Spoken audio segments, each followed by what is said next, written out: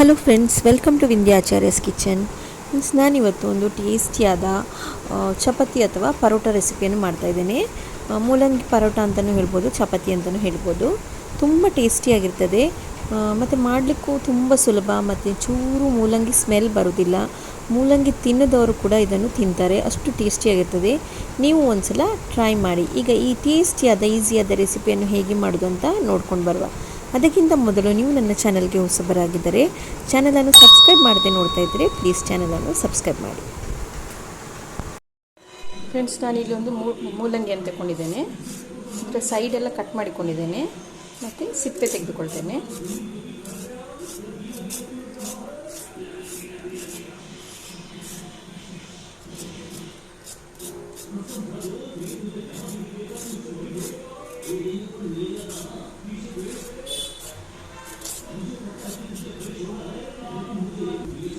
ಹೀಗೆ ಇಲ್ಲಿ ಒಂದು ಪಾತ್ರೆ ಇಟ್ಕೊಂಡು ಈ ಮೂಲಂಗಿಯನ್ನು ತುರಿದು ತಗೊಳ್ತೇನೆ.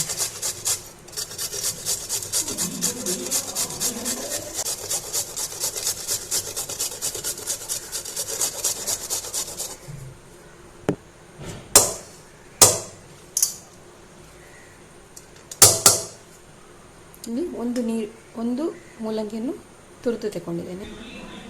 ಈಗ ಇದಕ್ಕೆ ಒಂದು ಅರ್ಧ ನೀರುಳ್ಳಿ ಹಾಕ್ಕೊಳ್ತಾ ಇದ್ದೇನೆ ಮತ್ತು ಒಂದು ಹಸಿಮೆಣಸಿನಕಾಯಿಯನ್ನು ಸಣ್ಣಗೆ ಹೆಚ್ಚಿ ಹಾಕ್ಕೊಳ್ತಾ ಇದ್ದೇನೆ ಮತ್ತು ಸಣ್ಣ ತುಂಡು ಶುಂಠಿಯನ್ನು ಸಣ್ಣಗೆ ಹೆಚ್ಚಿ ಹಾಕ್ಕೊಳ್ತಾ ಇದ್ದೇನೆ ಮತ್ತು ಸ್ವಲ್ಪ ಕೊತ್ತಂಬರಿ ಸೊಪ್ಪನ್ನು ಹಾಕ್ಕೊಳ್ತಾ ಇದ್ದೇನೆ. ಇದಕ್ಕೆ ಸ್ವಲ್ಪ ಓಮದ ಕಾಳನ್ನು ಹಾಕ್ಕೊಳ್ತಾ ಇದ್ದೇನೆ.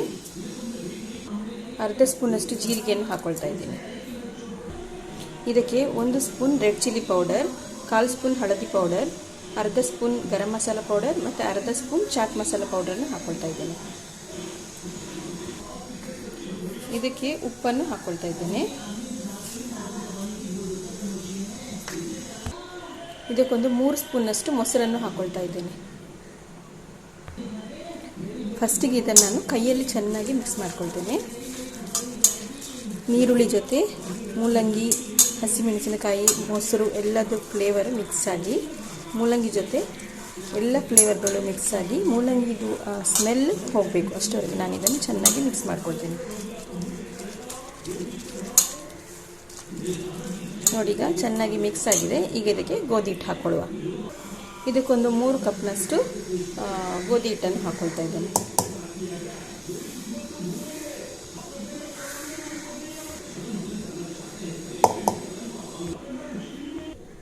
ಈಗ ಇದನ್ನು ಫಸ್ಟು ಹಿಟ್ಟಿನೊಟ್ಟಿಗೆ ಮಿಕ್ಸ್ ಆಗುವಾಗೆ ಹಾಗೆ ಕೈಯಲ್ಲಿ ಹೀಗೆ ಮಿಕ್ಸ್ ಮಾಡ್ಕೊಳ್ಬೇಕು. ನಾವು ಹಸಿಮೆಣಸಿನಕಾಯಿ ಎಲ್ಲ ಕಟ್ ಮಾಡಿ ಹಾಕ್ಕೊಂಡಿದ್ದೇವಲ್ಲ, ಅದು ಯಾವುದು ಎಲ್ಲ ಮಿಕ್ಸ್ ಆಗಿ ಅದರ ಖಾರ ಏನು ಬಾಯಿಗೆ ಸಿಗೋದಿಲ್ಲ. ಅದರ ಹಿಟ್ಟೊಟ್ಟಿಗೆ ಚೆನ್ನಾಗಿ ಮಿಕ್ಸ್ ಆಗಬೇಕು.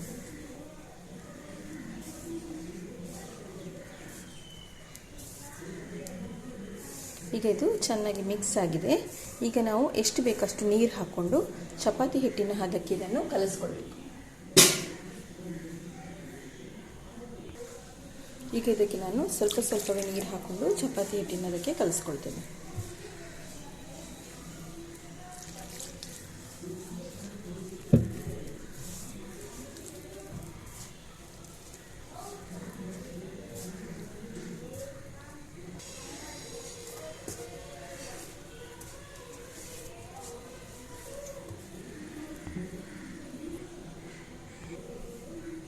ಈಗ ಇದಕ್ಕೆ ನಾನು 2 ಸ್ಪೂನ್ನಷ್ಟು ಎಣ್ಣೆಯನ್ನು ಹಾಕ್ಕೊಂಡು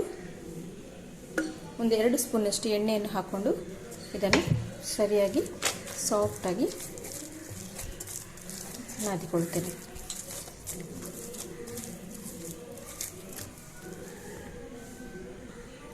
ಈಗ ಇದನ್ನು ಸಾಫ್ಟಾಗಿ ಕಲಸಿಟ್ಕೊಂಡಿದ್ದೇನೆ.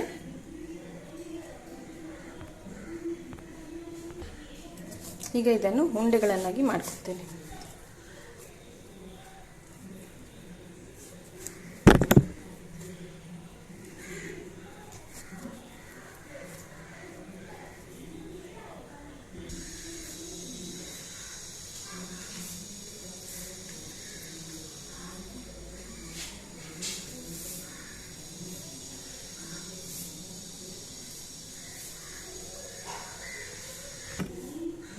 ಈಗ ಒಂದು ಉಂಡೆಯನ್ನು ಮಾಡಿಕೊಂಡು ಈ ಥರ ಹಿಟ್ಟಿಗೆ ಮುಳುಗಿಸಿ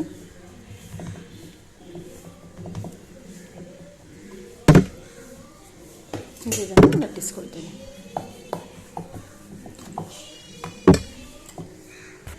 ಇದನ್ನು ನಾವು ಸ್ಟಫ್ ಮಾಡಿಕೊಳ್ಳೋದ್ರಿಂದ ಎಷ್ಟು ತೆಳು ಬೇಕಾದರೆ ಅಷ್ಟಾಗಿ ಲಟ್ಟಿಸ್ಕೊಳ್ಬೋದು, ಅಷ್ಟು ತೆಳುವಾಗಿ ಲಟ್ಟಿಸ್ಕೊಳ್ಬೋದು. ಈಗ ಇದನ್ನು ಕಾಯಿಸ್ಕೊಳ್ಳುವ.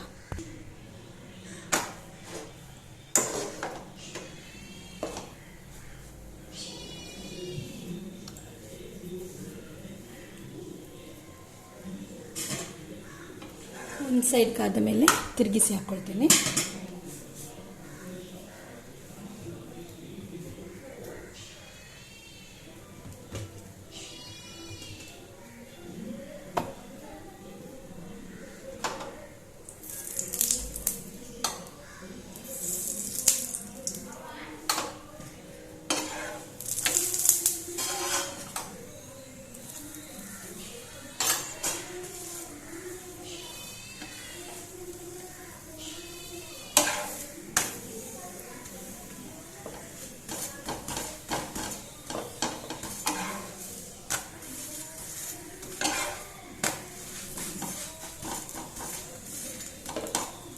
ಮೀಡಿಯಂ ಫ್ಲೇಮಲ್ಲಿ ಇದನ್ನು ಚೆನ್ನಾಗಿ ಕಾಯಿಸ್ಕೊಳ್ಬೇಕು.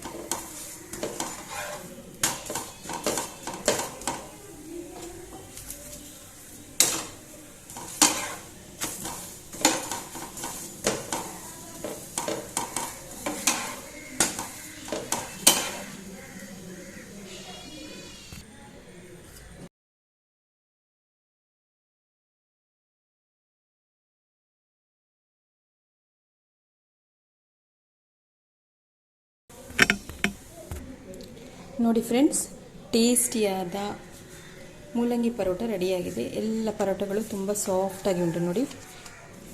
ಮೊಸರು ಹಾಕಿರೋದ್ರಿಂದ ಎಲ್ಲ ಸಾಫ್ಟಾಗಿ ಉಂಟು. ತಿನ್ನಲಿಕ್ಕೂ ತುಂಬ ಟೇಸ್ಟಿಯಾಗಿರ್ತದೆ. ಸ್ವಲ್ಪನೂ ಮೂಲಂಗಿದು ಸ್ಮೆಲ್ ಬರೋದಿಲ್ಲ. ಯೂಶಲಿ ಸ್ಟಫ್ ಮಾಡಿ ಪರೋಟ ಮಾಡ್ತಾರೆ. ಅದಕ್ಕೆ ಆ ಥರ ಮಾಡೋದಕ್ಕಿಂತ ಇದು ಸ್ವಲ್ಪ ಸುಲಭ ಮತ್ತು ಟೇಸ್ಟು ಅದೇ ರೀತಿ ಚೆನ್ನಾಗಿರ್ತದೆ. ನೀವು ಒಂದ್ಸಲ ಟ್ರೈ ಮಾಡಿ. ನನ್ನ ರೆಸಿಪೀಸ್ ಎಲ್ಲ ನಿಮಗೆ ಇಷ್ಟ ಆಗಿದೆ, ನನ್ನ ಚಾನಲನ್ನು ಲೈಕ್, ಶೇರ್ ಮತ್ತು ಸಬ್ಸ್ಕ್ರೈಬ್ ಮಾಡಿ. Thanks for watching.